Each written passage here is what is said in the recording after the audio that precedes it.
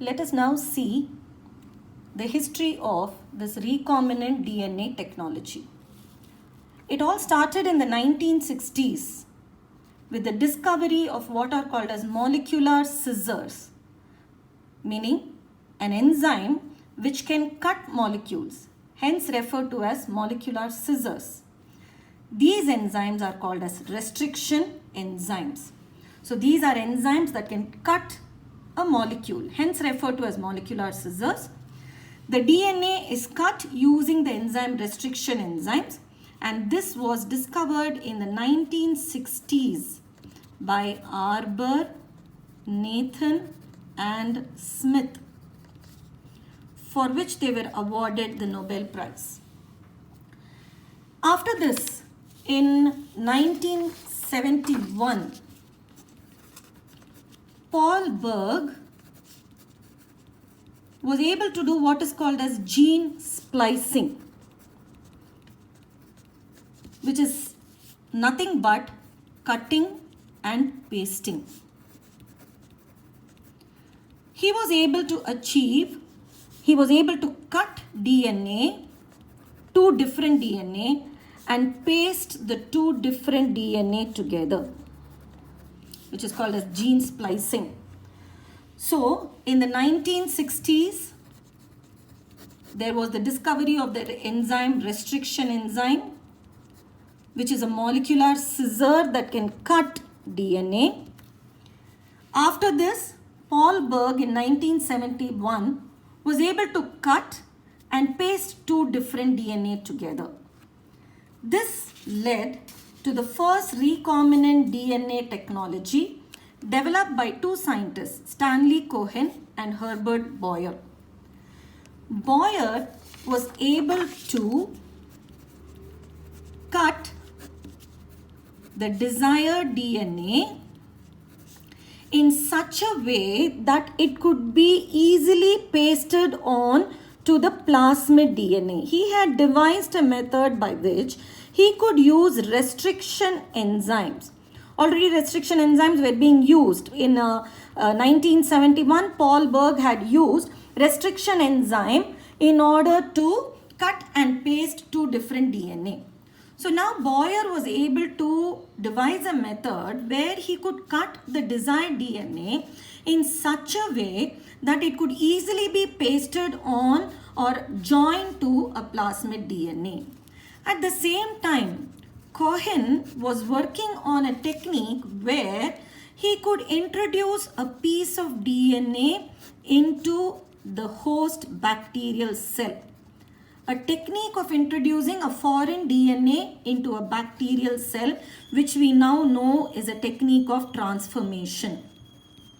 So together, Boyer and Cohen together were now able to introduce a foreign DNA, a desired DNA. So they combined their techniques. The desired DNA was introduced into a plasmid DNA, and the plasmid DNA could be now, which is the recombinant DNA, could now be introduced into the host E. coli bacteria, and multiple copies of the DNA could be obtained by the process called as gene cloning. So this was the development of recombinant DNA technology, started in 1960 with the discovery of restriction enzyme by Arbour, Nathan and Smith, 1960s. After that, Paul Berg in 1971 was able to cut and paste two different DNA, which is called as gene splicing. Herbert Boyer and Stanley Cohen in the year 1972. Boyer was able to cut the desired DNA using these restriction enzymes in such a way that it could be easily attached to the plasmid DNA to produce the recombinant DNA. And Cohen had devised a method where a piece of DNA could be introduced into a bacterial cell and multiple copies of the DNA could be made in the bacterial cell. So they combined their techniques and thus gave rise to the first recombinant DNA technology, where the desired DNA could be attached to the plasmid DNA and introduced into the host and multiplied in the host. So their experiment actually what they did was they obtained the desired gene. The desired gene was a gene for antibiotic resistance. Now these genes, as we have already discussed, are genes located on plasmids. So they obtained the antibiotic resistance gene. The desired gene is antibiotic resistance gene for antibiotic resistance. This was introduced into a plasmid, which is the vector, and this plasmid, we know plasmids are present in bacteria. This plasmid was obtained from the bacterium Salmonella typhimurium. This resulted in the production of recombinant DNA. Now, so this is the methodology which they followed. They obtained the desired DNA. The desired gene is gene for antibiotic resistance, which also was obtained from another plasmid. This antibiotic resistance gene was attached to Salmonella plasmid from Salmonella typhimurium to produce the recombinant DNA. Ligase is an enzyme that joins two molecules together. Ligation or linking the desired DNA with vector DNA is done using molecular stitchers. Scissors will cut molecules. Stitchers will join molecules. The enzyme used for this purpose is DNA ligase. This produced the first recombinant. This helped in the production of recombinant DNA. So the first enzyme which is used is restriction enzyme. So restriction enzyme was used to cut the desired DNA. DNA ligase was used to join this desired DNA to the plasmid DNA to produce the recombinant DNA. The next step was to introduce this recombinant DNA into the host by the process of transformation. Once inside the host, the desired DNA has to multiply. And if you want to replicate this DNA, the enzyme which is involved inside the host is the enzyme DNA polymerase. So you can see three different enzymes required. First is restriction enzyme used to cut DNA. It's the molecular scissor. DNA ligase to join to DNA molecules together. You need the enzyme DNA ligase, which is the molecular stitcher. This produces a recombinant DNA. The recombinant DNA is now introduced into the host by the process of transformation. And inside the host, what happens is gene cloning. The desired DNA multiplies inside the host using the enzyme DNA polymerase. So, the desired DNA here is antibiotic resistance gene. The plasmid or the vector used is the plasmid obtained from the bacteria Salmonella typhimurium. This produces a recombinant DNA which was now introduced into the host by transformation. And inside the host, the desired DNA, which is the desired DNA? Antibiotic resistant gene is the desired gene or desired DNA that undergoes gene cloning.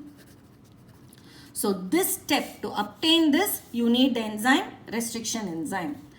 To make the recombinant DNA, join them together, you need DNA ligase. To make multiple copies of the gene in E. coli, you need the enzyme DNA polymerase. So this is how the recombinant DNA technology was developed. So the vector is plasmid from Salmonella typhimurium, ligation with DNA ligase, introduction into the host E. coli, multiple copies of the desired antibiotic resistance gene in the host using the enzyme DNA polymerase of the host. The host has this enzyme DNA polymerase. Making use of the DNA polymerase of the host, the multiple copies of the desired DNA, it happens inside the host, which is called as gene cloning. So this is just the introduction, and these are the basic steps in producing genetically modified organisms or transgenic organisms. Organisms into which you introduce alien DNA or foreign DNA are said to be transgenic organisms. So first is identification and obtaining DNA with desired genes. For example, in Cohen and Boyer's experiment, the desired DNA is antibiotic resistance gene, or the desired gene is antibiotic resistance gene. So first step is identification and obtaining, meaning cutting using the enzyme restriction enzyme. Next step, introduction of identified desired DNA into the host. Now the desired DNA first has to be attached to a vector to form recombinant DNA using the enzyme DNA ligase, introduced into the host by the method of transformation. Next, last step, maintenance of the introduced DNA in the host and transfer of this DNA to its progeny, so that all the cells produced as a result of binary fission will also carry the desired gene. Making multiple copies of this gene is called as gene cloning. So these are the basic steps in recombinant DNA technology or biotechnology or genetic engineering. Now we will start with the various tools required or used in recombinant DNA technology. First, we need a set of enzymes. Restriction enzyme to cut the DNA, DNA ligase to join the desired DNA to the plasmid DNA to form the recombinant DNA, to make multiple copies of the desired DNA inside the host, which is called as gene cloning, using the DNA polymerase of the host. Second important tool which is required is the vector, a suitable vector which will carry the foreign DNA or alien DNA into the third tool, namely the host organism. We'll start with restriction enzymes, which is the first important tool required for recombinant DNA technology. As we already know, isolated first by Arbour, Nathan and Smith, for which they were awarded the Nobel Prize. This happened in the 1960s. In 1963, two important enzymes were isolated. These were isolated from E. coli bacteria.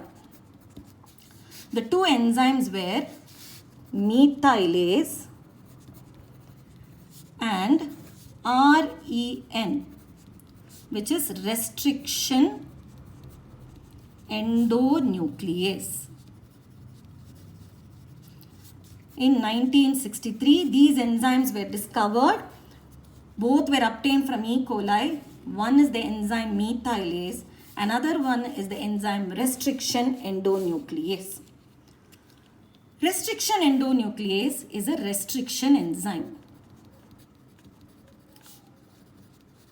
We know restriction enzymes are molecular scissors used to cut the desired DNA. It cuts the desired DNA. Used to cut DNA. It is a molecular scissor. Restriction endonuclease is a type of restriction enzyme. Okay, question arises. Why is bacteria producing, why does it produce restriction enzyme? What DNA does it want to cut? The virus which infects a bacterium is called as a bacteriophage. Bacteriophage is a virus that infects bacteria. Bacteriophage, phage means eating, those that eat bacteria. So virus that breaks down bacteria are called as bacteriophage. How does it do? It will inject its DNA inside. You know about this already. The DNA is inserted into the host bacterial cell. This is the host cell. Now, how will a bacteria protect itself from this attack? So, the bacteria produces REN, which is restriction endonuclease. For what reason? To cut this DNA of the virus thereby not allowing the viral DNA to multiply inside the host. So, we'll go back again. In 1963, two very important enzymes were discovered. One is methylase, the other one is restriction endonuclease. Restriction endonuclease is a type of restriction enzyme. Restriction enzymes are molecular scissors that cut the desired DNA. Why are bacteria producing this restriction endonuclease? Bacteria get infected with bacteriophage, where bacteriophage is a virus that infects bacteria. How does it infect? It introduces its genetic material into the host bacterial cell and makes use of the host machinery to make multiple copies of itself. But here, the REN produced by the bacteria will cut or break down the DNA of the bacteriophage, thus protecting itself from the attack of virus. So, this is why REN is produced by bacteria. Okay, what is the next one? Methylase. What does methylase do? Methylase adds methyl group to DNA. Why does it add a methyl group to DNA? Now, when it produces REN, which is restriction endonuclease, which just cuts the DNA, it can cut a viral DNA. At the same time, it can also cut its own bacterial DNA. The REN produced by the bacteria, REN is produced by bacteria. Why? To protect itself from the viral DNA, so that it cuts the viral DNA. So, the REN should cut only the viral DNA but not bacterial DNA. How is that possible? With the help of the enzyme methylase. What does this methylase do? It will add methyl group to DNA, and when this is done, now REN cannot act on this DNA. So that's the purpose of producing methylase. Why does the bacteria produce REN? To cut the viral DNA, thus protecting itself. Why does bacteria produce methylase? It produces methylase to add methyl group to DNA such that the REN which it produces will not cut its own DNA but will cut only the viral DNA. So, we are discussing the first tool involved in recombinant DNA technology, which is the restriction enzyme. Okay, so this is restriction endonuclease. We'll start from here. What is a nuclease? Nuclease is an enzyme that breaks down nucleic acid. A nucleic acid is a polymer made up of many monomers called as nucleotides.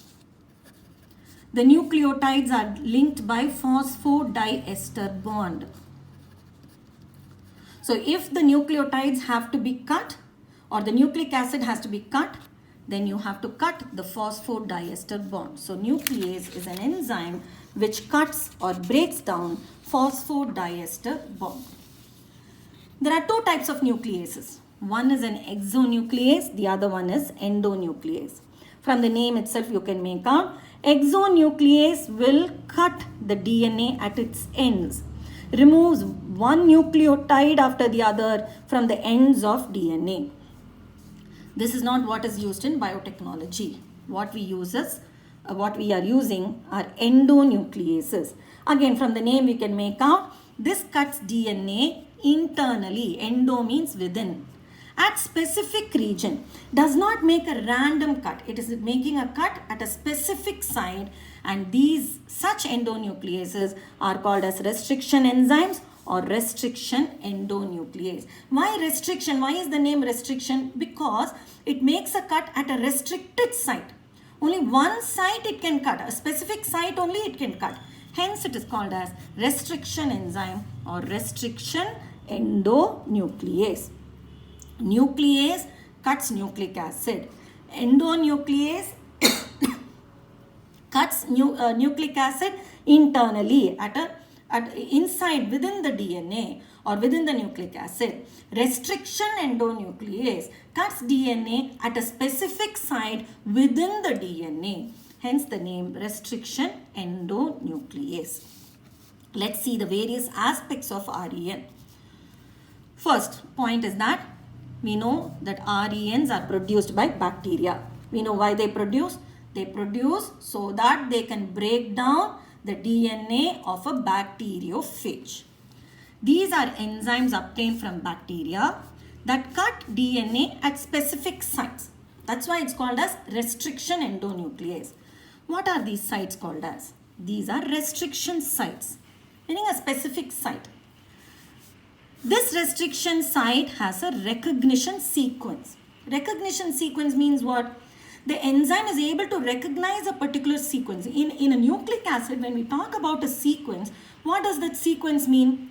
It means a sequence of bases or a sequence of nucleotides. Adenine, guanine, thymine, cytosine, these are the bases.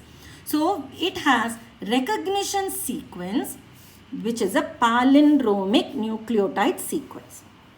Okay, so enzymes, these are enzymes obtained from bacteria that cut DNA internally at specific sites, which are called as restriction sites. These are restricted regions, which has a sequence recognized by a particular REN. And what is this quality of this recognition sequence? It is a palindromic sequence. What is a palindrome? A palindrome is something which reads the same in the forward and reverse direction. The common example that we always give for a palindromic sequence is the word Malayalam, M-A-L-A-Y-A-L-A-M. Reverse also, it is M-A-L-A-Y-A-L-A-M. Such a sequence is called as a palindromic sequence. So this is going to identify a sequence which is a palindromic sequence.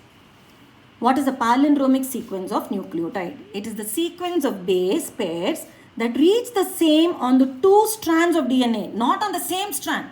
Two opposite strands of DNA, keeping the orientation of reading the same. Orientation means we are talking about 5' to 3', 5' to 3'.